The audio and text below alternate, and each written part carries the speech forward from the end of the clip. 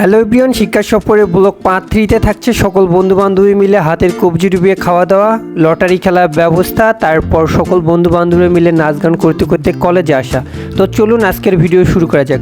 আমরা কয়েকজন বন্ধু এতই ব্যস্ত ছিলাম যে খাওয়া দাওয়ার কথা মনেই ছিল না। এক বন্ধু কল দেয়, তারপর চলে আসি, আর এসেই দেখি খাওয়া দাওয়া শুরু হতে চলেছে। তারপর খাওয়া দাওয়া করতে বসে পড়ি। খাওয়া দাওয়ার মেনুতে আছে পোলাও, মুরগির রোস্ট, খাসির মাংস, বুটের ডাল, সালাদ আর সবশেষে আছে দই।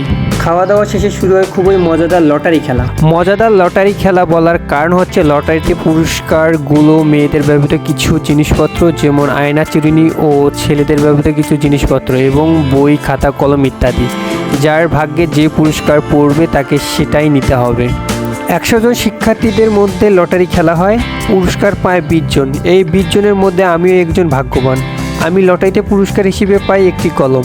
তারপর খেলাধুলার পর সকলে বাসে উঠে রওনা দেয় কলেজের উদ্দেশ্যে।